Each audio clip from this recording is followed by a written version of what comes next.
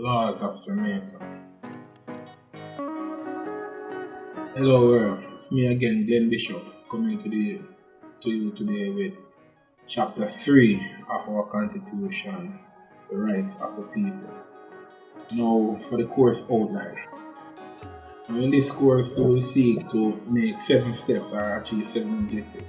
We will hope to define the terms law and constitution. We will seek to explain how the constitution is arranged so that you guys can fuse. We will seek to explain how the constitution is arranged so you guys can quote particular laws when it becomes beneficial to your interest as it is stated in the constitution. We will show why this video might be the most important video that you have ever watched. We will seek to read each law in this video as it is written in the constitution, and then we will seek to explain the meaning of these laws in plain Jamaican English. We'll cite examples where necessary or give historical context, so as to explain this law in a manner that all Jamaicans will be able to understand. And step 7, we will seek to explore the implications of this video and the way forward for us as a people. Now disclaimer, first disclaimer, I am not a lawyer. I have a degree in education. However, I will seek to read this constitution, the terms in it, and explain to the best of my knowledge what each law means. Now I challenge any lawyer that comes in view of these videos to point out any inaccuracies or any way that I might be incorrect. Put it in the description so we can all benefit from it. While we are going through this slate of lessons as well, I wanted to consider the question on the screen. Who has the power? The people or the government? Now, I also wanted to consider all of the acts or statutes of law that I have presented there on the screen. I wanted to consider in particular the Ganja Law of 1913 and the Dangerous Drugs Act or Amendment of 2015. Now, to give you a historical context of the Ganja Law of 1913, I wanted to understand that in those days, the law was as simple as going to the church and having the church decide something is illegal. There wasn't much of the separation of church and state then.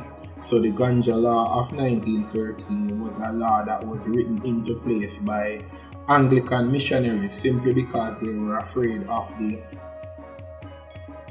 behavior of the then slaves who were using ganja in those days. They were afraid of the thought that they said the ganja or the effect that the ganja would have had on the thought patterns and behaviors of the individuals, and as a result of that they were able to simply write it into law.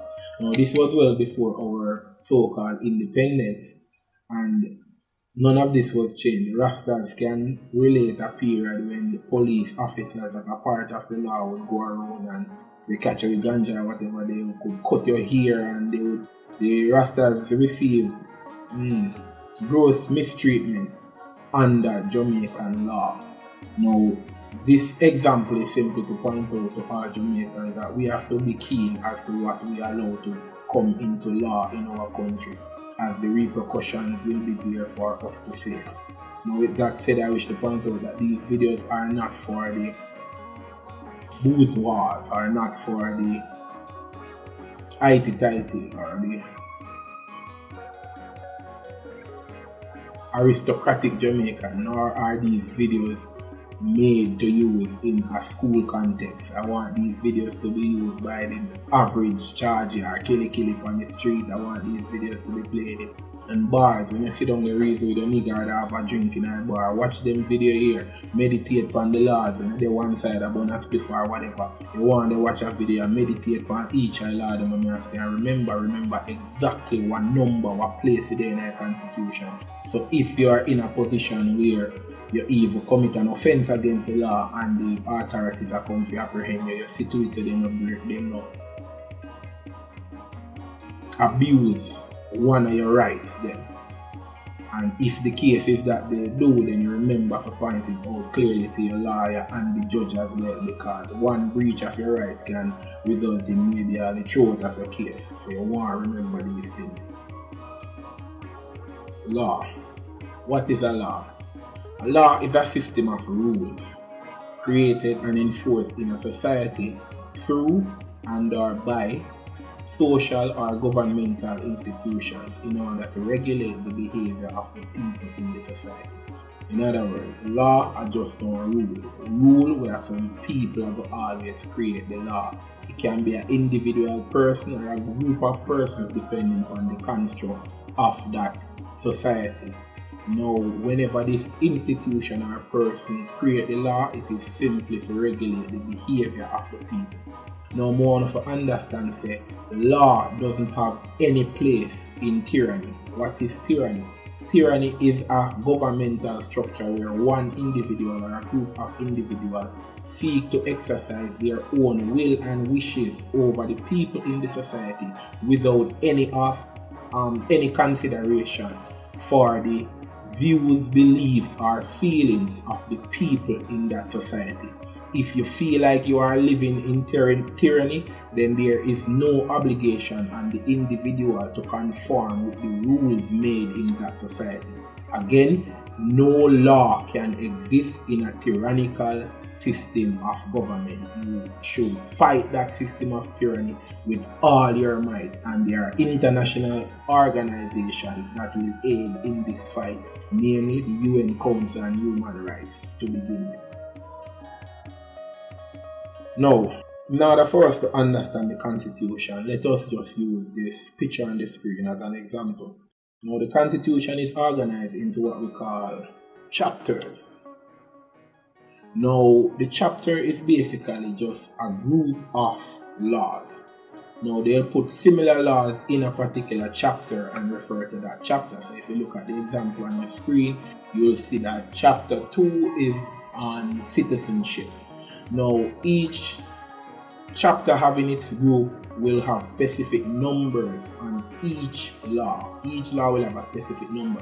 If you look at chapter 2 up there, you'll realize that it begins with number 3. It is because number 1 and 2 would have been taken up as provisions for separate laws.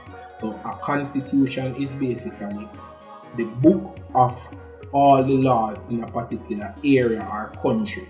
Now, those laws will be listed in the Constitution from the first law right down to the last law, whether that law be 100 or 1,000 or 1,001. Now, each law will have its specific number, but the group of laws can be put in categories. Now, within each law, you can have other facets or aspects of the law. Now, you can get a second number. For example, Law 3 can have a subsection of Law 3. And Law 3 then can have subsection 1, subsection 2, subsection 3. And that's how we hear the subsections in law. So Law 3 would be the laws relating to a specific action or whatever. And then around that action, you could have subsection 1, 2, 3, or 4, whatever, for that same law, that is law number 3. Now, each law or subsection can have what we call articles. Articles usually contain the qualifiers in a particular law. So if there is a law that bounds one action, but then that action is okay sometimes, or that action does not break the law under some conditions, then all of these conditions of the law will be slated or listed under what we call articles under the same law. As we move on, it should become clearer. Please, I don't want to confuse my viewers. Alright, so with that said, we move on.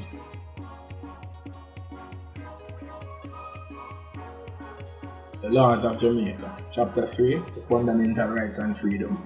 Now, this is Section 13 in our Constitution. Section 13 has the fundamental rights and freedoms of all Jamaicans. Now, the first rule of law and the reason why it is important for all individuals watching this video to pay attention to the end is a law that I'll give you in Latin, ignorantia juris non excusat. Simply put, this law or this rule of law is the idea that ignorance of the law excuses no one from the law, from the penalty, from the prosecution of this law. No matter how you don't know about a law, the authorities still can prosecute you to the full extent of the law. Now, and this is the truth, you will be or can be prosecuted for any law, regardless of whether you were aware of the fact that it was a law or not. They will give, our proponents of this law will give explanation to the extent that if they did not prosecute persons in their ignorance, then anybody who broke a law could simply say they did not know, and then that would exempt them. Reasonable? You will be the judge of that. Alright, so again we'll be looking at chapter 3, fundamental rights and freedom. So we will be looking specifically at 13.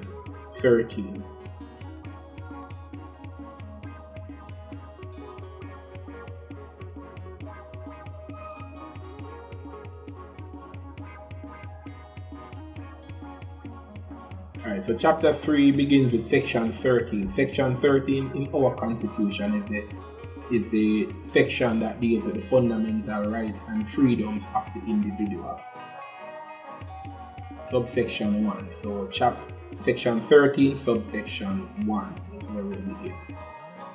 Now, the Constitution states, and you can see there, it says, whereas the state has an obligation to promote universal respect for and the observance of human rights and freedoms. Now, I want you to understand that section 13, subsection 1, but this is article A. Now, article A is only a part of subsection 1, that is law 1.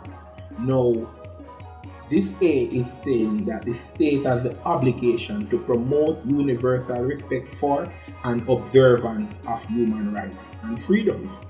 However, it is incomplete in its construct. Let's look at what B of subsection 1 says. Alright, so subsection B, let's look at what subsection B says.